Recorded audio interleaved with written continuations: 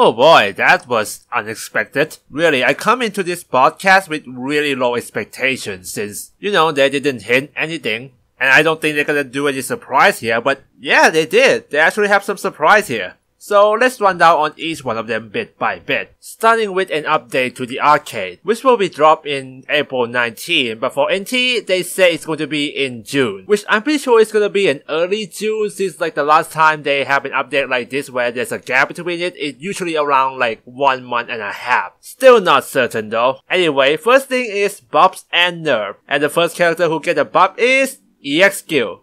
Wow, when is the last time that they ever buff EX skill? First up is a buff for range radius for 2 debuff, which is length, shield, and weaken. And even though there's a buffs and debuff trinity like for attack, defense, and speed, only debuff for attack and defense got a buff, not enfeeble, which actually makes sense because goddamn that spell is so freaking powerful. Babe Conduct got a 5-second longer cooldown, and the Vacuum got a 10-second lower cooldown. Again, focus more on debuff, but that's not even the major buff for EX skill. The real deal is when we go to projectile debuff for Poison Guard, Slow Guard, and Bind Guard. All got a lot of change, but it's overall a buff with better tracking and harder to interrupt, but most importantly, all these projectiles now have a highest priority, aka only HP attack can destroy it. These projectiles usually have a high priority which can be pretty easy to destroy for shoot types, so yeah, this is a nice buff. Again, I kinda like that they want to shift their meta to debuff more. Right now, we are so buff centric we don't really have much variety. I mean, I just hope that one day Leviathan finally gets some recognition. Anyway, on to the character change, we have Emperor Starfall being faster, which is goddamn perfect for him. Golbez Genesis Rock got a better tracking and longer range when he charged, but have a bit longer starting frame. Extend Reverse Polarity got a bit faster frame when he's teleport. Sephiroth got some change in his attack movement and knockback direction. Ultimate Shield backward aerial attack got a better tracking.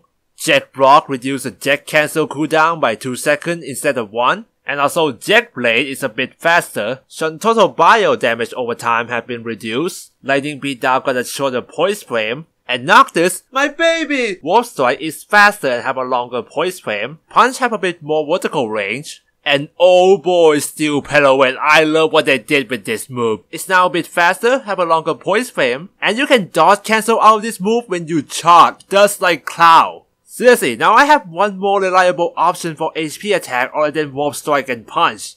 Anyway, after that we got a bit of Quality of Life change. For arcade, not NT. We're still in arcade section, so yeah, let's just skip that. Then after they show a new icon, they suddenly cut to a character trailers?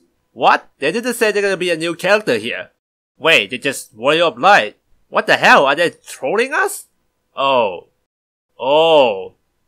Ah damn, I didn't expect this at all. For anyone who didn't know this, it's basically a character rework. And for this case, it's kinda like a soft rework with some visual update and additional mechanic. In case for Warrior of Light, which is gonna be the first character who got rework, and will probably come to the arcade this 19 April, which will mostly focus on expanding his mechanic, Shield of Light. Before, this mechanic only did 3 things. Upgrade his shield attack, get him defense buff, and upgrade his Bright Saber. But now they upgrade this mechanic and actually make Warrior of Light a bit more technical characters. His shield can be held to extend the block duration, which also generate an aura around him if he got a buff, which right now I'm not sure what it is, but I'm gonna assume it's a defense buff for your teammate. Not only that, but now, instead of Bright Saber being the only attack that got upgraded by Shield of Light buff, he got an additional gimmick that he can spend his Shield of Light buff to upgrade any of his HP attack. By holding a square button, he can execute the plus version of his HP attack at the cost of 1 level of Shield of Light buff. Shining Wave Plus got a bigger hitbox, Croissant Saber Plus got increased range like usual, RN Plus can block HP attack, and Ultimate Shield Plus gain invincibility. Seriously, before he's just a tank, but now he's a goddamn super tank. And honestly, I actually enjoy this rework. Most of the old characters, especially original 14 characters, got a bit of problem with how outdated their movesets are. An update like this actually make those characters feel more alive.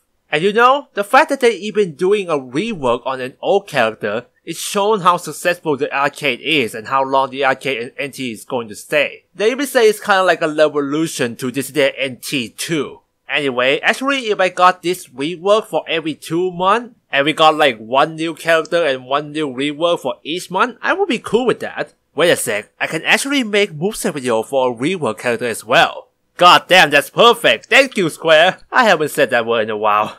Oh wait, we're still only in arcade stuff. Well, let's move on to NT update, which will be in April 26th, which is also the same date as Wayne's Solo DLC, including costume, which you can probably buy in the shop. And damn, the second costume actually costs extra $1. Oh, and the 4 alternate weapon actually here too, as the DLC. Again, I mean, I'm not too keen on buying every single goddamn alternate weapon. I'm probably gonna buy only the one that I care about. It's only $1 each, I guess, equivalent to 1 game in the arcade. But here's another surprise. A story mode gonna get updated. I mean, consider that story mode formula, I already think that they can add more C later, which probably means that every DLC character that's gonna come out later gonna have a story as well, which is cool. For this one, it's obviously gonna center around Wayne. But I still wanna know if they're going to include other characters that's not prevalent in the initial story. You know, like Kane, Ace, Lamsa, Gobez. Right now, we haven't seen them yet. But you know, the fact that they're going to update the story still excited me. The only big thing I needed right now will be adding offline mode or online co-op mode. I mean, come on, player trades, man. Player trades.